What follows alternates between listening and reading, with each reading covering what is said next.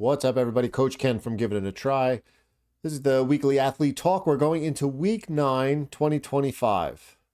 A little excited because some of the weather in the Northeast here, we've just been grinding with this cold, below freezing, thaw, unthaw. And when the weather's like that, it just beats you down. And a lot of the athletes have just been kind of stressing, a little unmotivated, just trudging through. And one of the big things I kept telling everybody is just consistency, because what we can get done now, it doesn't have to be perfect.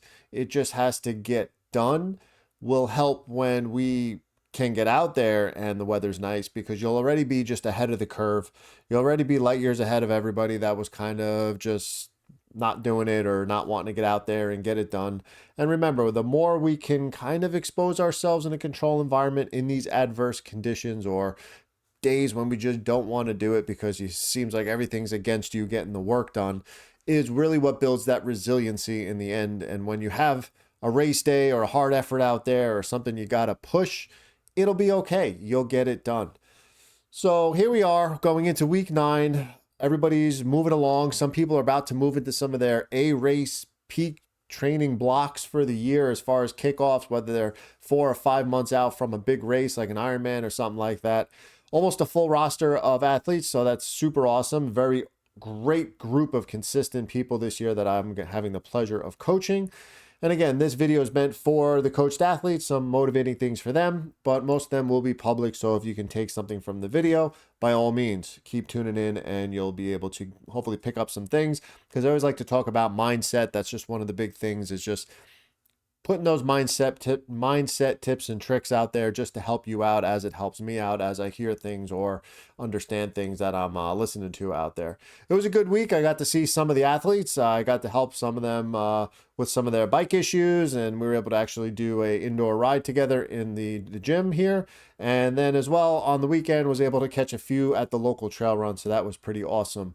It was a little bit of a weekend for racing. We had an Ironman athlete PR their 5K by a little bit, and why that's important for an Ironman athlete, like, oh, it's a 5K.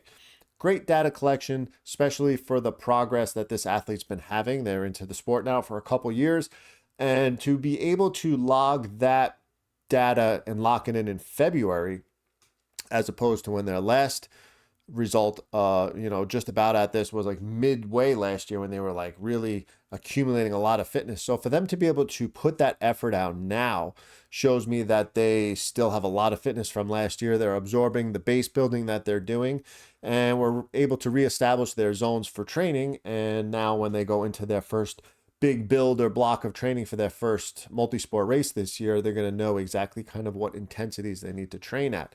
So awesome job to you. Awesome job on the 5K. We also had 2 ladies getting after it in the 13.1 distance, 2 different half marathons this weekend. One of them, or both of them, did phenomenal. One of them PR'd the race as far as an exceptional time. This is she's a mother, so this is, I think, the fastest that she's run in motherhood. Like one of her fastest times around this time was almost 14 years ago. So think about that. What they just accomplished, that just goes to show you that age is not a limiter. It's not a factor in it. And anyway, it doesn't matter. Like if you're, especially for women, pre-birth, after birth, or if you're going through some big change in life or a big, or even like a medical procedure or something like that, you kind of can set the stage and put new numbers out for that chapter of your life. And that's what's fun about that. So, maybe you took a huge break from training for a 5 or 10 year period and you want to get back into it. Create that journey or that season of life with new numbers and new goals. And so you don't beat yourself up with trying to chase what you were shooting or what you did in the past. But this athlete is like right on par with where they were at their peak of their fitness, which was like 14 years ago. So that is super cool. And again, in February, to put that result up in a half marathon is exceptional. And another athlete locally did the half marathon this weekend. She did phenomenal. Really good to see. She actually superseded the pacing plan and kind of showed coach up a little bit as far as what she was able to do this weekend. So kudos to you as well over there in New York City, getting it done. You're setting yourself up as well for a very good training block as long as you stick with that consistency and discipline heading into your multi-sport training block that you're going to be doing now for your A race for the year is going to be awesome. So stick to it. You're going to keep rocking and rolling.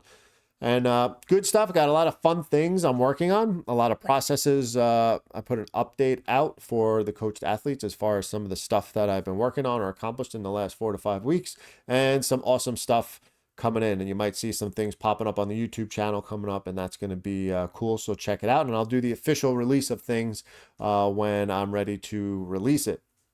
And now a couple just tips, tricks, mindset things, or thoughts for the week as I write things down in my Apple, in my notepad and things like that. And then I type them up and just discuss them at the end of the week.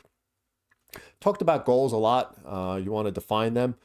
So if you're goal driven, you're pushing for a result of some sort, you need to write those things down. You have to write what you want to do.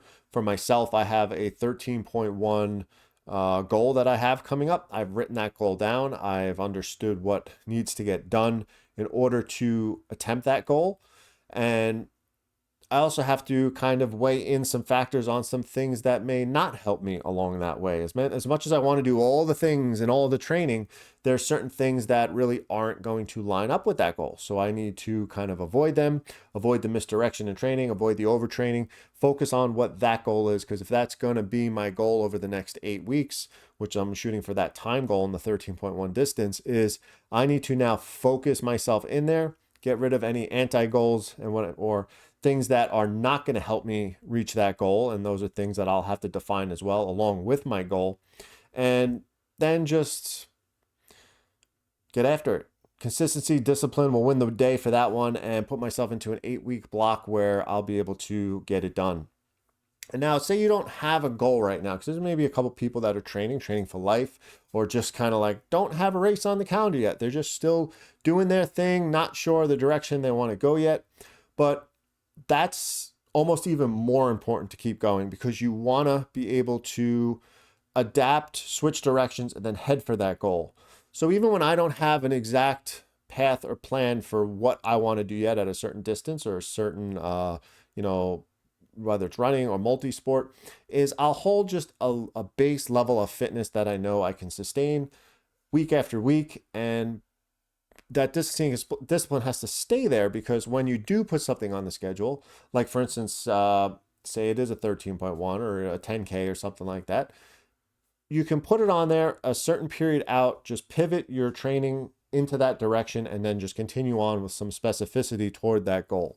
So it's just very important you don't have a defined goal, keep trucking along, keep getting after it, keep going down that path that you need to go on to get towards that goal. And when the time comes for you to decide what that goal is, at least you'll be able to make that turn, adapt, and then you don't have to do the whole consistency and discipline building all over again. So that's why it's very, very important in endurance. And you'll hear me say it so often, that the consistency and discipline, whether or not you're in the peak building for your A race or you're just training to keep that base level, are both very, very important pillars in your endurance journey, and they should both be treated as important as the other. One of the other sides of that now too is, are you showing up to your workouts, tempo runs, when you actually have some work to do in your workout, like that 20% of your bulk of training, kind of exhausted and unmotivated? You need to figure out why, and we need to fix those things. Again, it's that the big rock philosophy, the bottom of the pyramid that I always talk about, is your rest and recovery, your stress management, your fueling, whether that's pre-fuel, intra-fuel, post-fuel, daily fuel on your day off, your hydration. All these things are such big blocks. And really your training is just the small portion that gets done at the top of the pyramid when all of that is going well. Because you can't flip this pyramid upside down and have very small pieces trying to hold up this very big block of training. You can't have half-ass recovery and sleep, half-ass dealing with stress in life, and half-ass all this diet, fuel, and nutrition and all that, and expect to put in these huge big blocks of training or these very hard blocks of work for threshold or interval work or anything like that. It's just not going to support it. It's just not going to be there. So if you are, it may not be because you're training too much or too hard. It may just be because these big blocks are not there to support the goal that you have at the top of the pyramid. And especially if you're not peaking into a race right now and you're already feeling that, now's the time to dig in and start doing that self work and correction on the other side of things. Now, remember, this endurance thing, yes, it's a hobby for some, but it's really a lifestyle change. So there are some other lifestyle and sacrifices that kind of need to come along the journey if we want to keep succeeding and improving, especially if you're in that me versus me mentality where you're trying to better yourself race after race or season after season. You'll get to a point and then you're going to have to make some more sacrifices or change a few more things to keep pushing the envelope along. So keep getting after it with that. And this one of the last things for this is this. What I heard, it was came up on my feed. It was from a Marine who said you can either be a thermometer or a thermostat, and knowing the difference is key to that. Because what does a thermometer do? It gives you the temperature. It's very static. It will just adapt specifically to what the situation is. If you put a thermometer in a hot environment, it'll tell you it's hot out. If you put a thermometer in a cold environment, it will tell you it's cold out. But what does a thermostat do? A thermostat, you can actually set the temperature. So you need to you need to go into your training, whatever it is right now, and you need to set it to where you need to have it. And then you will fire up the energy systems you need, whether it's the cold side or the hot side, in order to get the temperature to where it needs to be. So you need to be adaptable. You need to be able to change and go with the flow of things. You can't just pop yourself into something and expect it to just be what it is. You need to set it, you need to adapt to it, and you need to do the things that need to be done to change the environment around you to match what you're setting that temperature at, if that makes some sense to you. And remember, at the end of the day, you're supposed to have fun. It's supposed to be some hard fun. If you're not having fun out there, might not be the sport for you. But if you're having some hard fun, you're having some hard days out there with some really cool days, and sometimes you actually, can smile out there and enjoy it with your friends, or, go out with a little group session or something like that. That's what it's all about. That's what it's about, having fun and everything like that. So week 9 coming in, I'm kind of excited because it was a little warmish today. So I think the below freezing weather might be behind us as far as those deep cold teen nights when we're running at 15 degrees in the morning. And I was cleaning up in the outside today and even saw some of the spring flowers starting to bud up out of the ground. So they know spring's coming. I'm telling you, spring's coming. It's right around the corner. So keep doing the work you got to do now so that we can have a productive and proactive spring and keep shooting towards your goals. So stay safe, stay healthy, keep balancing that life 1 mile at a time, and I will catch you all on the next one.